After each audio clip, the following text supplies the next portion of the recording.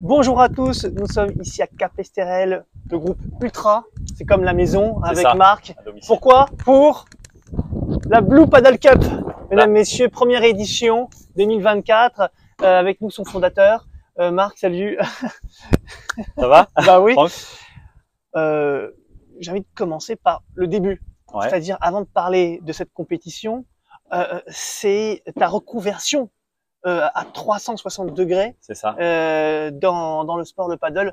Au départ, rien à voir. C'est ça. Donc moi j'ai démarré le padel il y a 5 ans avec un copain qui d'ailleurs est dans l'édition là, on en parlera peut-être après, qui lui a vécu quelques années en Espagne. Là, on est en direct, hein, les balles Ouais. passent devant nous. Et donc il a vécu quelques années en Espagne et c'est lui qui a ramené un peu le padel dans mon univers à moi. Moi historiquement j'ai fait du tennis et beaucoup de squash. J'ai fait 20 ans de squash. Et le padel depuis 5 ans. Donc j'ai eu d'autres fonctions, j'ai eu une vie professionnelle longue dans une entreprise internationale. Dans le milieu de l'ascenseur. Voilà, dans le milieu de l'ascenseur, pour pas la citer. Dans le service, j'ai toujours eu la relation client avec moi, donc j'ai coaché des équipes. Ouais, il y a 1 an de ça, j'ai voulu changer complètement, puisque tu parlais de 360 degrés, c'est bien ça. Où après 22 ans de bons et loyaux service, j'ai voulu tenter l'aventure dans l'événementiel padel. Et aussi pour me donner un petit peu de crédibilité, puisque c'est un univers que je découvrais aussi, à la fois sur le monde du padel, mais la partie technique, parce que c'est un vrai sport tactique technique. J'ai passé mon diplôme de TFP. coach TFP, titre à finalité professionnelle de padel, que j'ai obtenu il y a 15 jours. Et C'est une aide d'avoir ce TFP dans le cadre de l'organisation. Ça matche bien avec justement ce réseau, enfin le réseau que tu mets en place pour les entreprises. Ouais, tout à fait, parce qu'en fait, il y a des connexions qui se font. Alors déjà, ça sert dans des journées comme aujourd'hui, tournoi, je peux être juge arbitre parce que j'ai mon JAP1, donc je peux arbitrer, ça me va bien.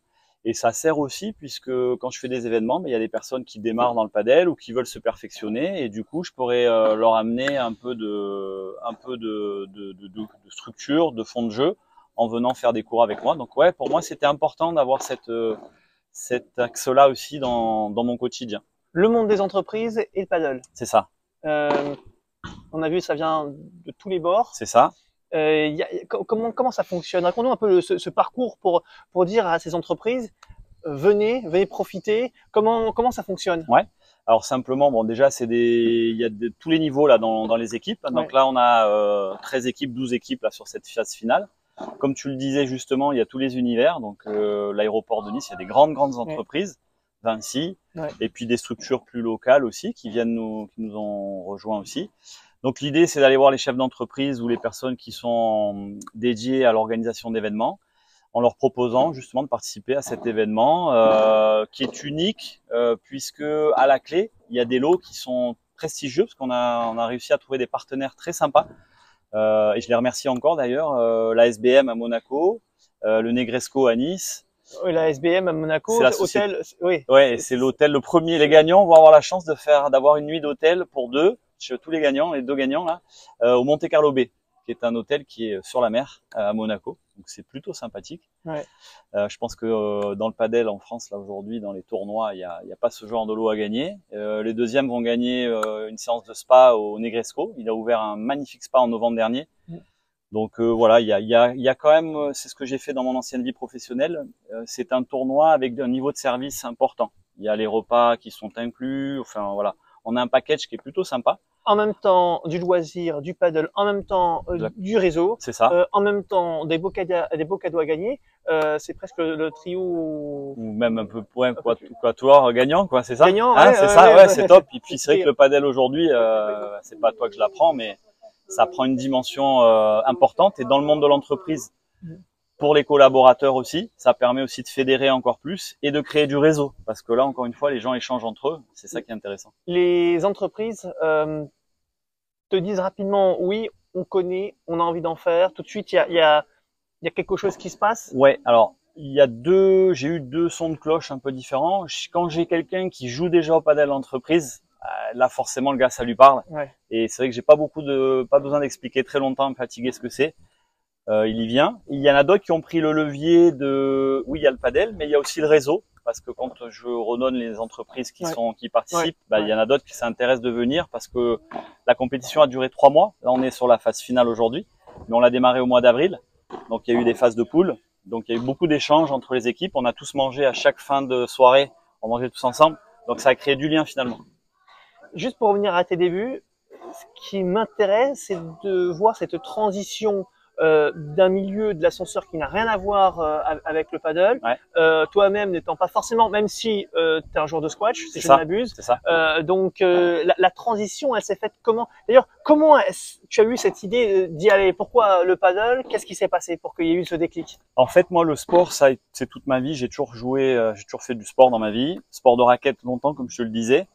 Et le monde de l'entreprise, l'échange, l'événementiel, puisque moi, en tant que directeur commercial par le passé, j'étais de l'autre côté de la fenêtre, j'organisais des événements pour mes équipes. Donc, je faisais appel à des prestataires pour justement faire des événements.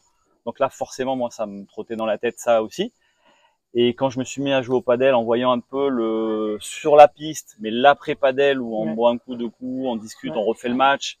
Là, il y a vraiment un esprit qui est très convivial, c'est très ludique, c'est voilà, les gens, tu ne peux pas ne pas aimer le padel et tu peux jouer il y a tous les niveaux, tous les âges, hommes-femmes, même si on voudrait avoir un peu plus de femmes, et j'espère que ça viendra aussi. J'allais y venir justement. J'allais y venir. On le voit hein, ici, il y a principalement que des hommes. Que des hommes pour le moment. Est-ce qu'au final, ça reflète aussi un petit peu ce qu'on peut voir presque dans les tournois classiques ou dans la compétition.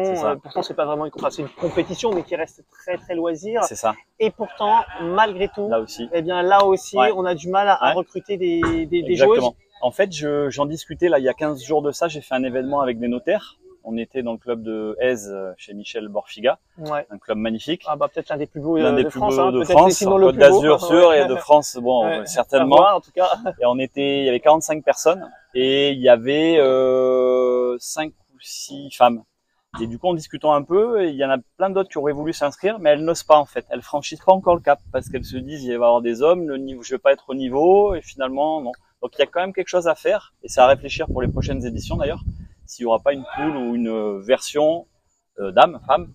Encore faut-il qu'il y en ait suffisamment. Mais il faut qu'il y en ait suffisamment. Mais il faut aller les chercher parce que sur les terrains, elles sont quand même là et il n'y a pas de raison. Elles vont s'éclater aussi. La formule, comment se le rappeler, elle est belle, elle plaît. Donc il faut y aller, quoi. Alors maintenant qu'on a parlé d'aujourd'hui, on va parler du futur. Parce qu'il y a eu une première édition, mais il y en aura d'autres. Et elle va en appeler d'autres parce qu'il y a un engouement. Voilà, pour moi, c'est mon premier bel événement. Donc je l'ai mis en place, je suis allé chercher les équipes parce que de mon réseau professionnel par le passé. Mais là en discutant, en communiquant sur ce premier événement, j'ai pas mal de gens qui me contactent et ça va en appeler d'autres, c'est certain. Donc je vous donne déjà rendez-vous ou cette fin d'année ou le début de l'année prochaine pour la prochaine édition où je voudrais faire encore un peu plus gros. Là aujourd'hui on avait 13 équipes. On peut accueillir, on a des clubs master final, hein. Avec pourquoi pas, avec un master final, par niveau aussi, parce qu'aujourd'hui là c'était tout confondu. On pourrait imaginer 3 niveaux différents, hein, avec des phases finales aussi. Donc évidemment, on remettra le couvert là sur une prochaine édition. Donc deuxième édition 2025. Oui. Pour 2025, un top départ peut-être en 2024. Voilà, avec des phases qualificatives et une phase finale en 2025. Bon.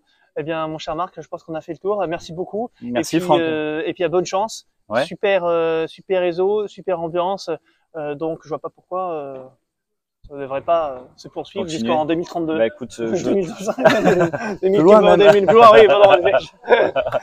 Merci en tout cas à Padel Magazine et merci à toi de ta présence. C'est top. Merci à toi. Merci.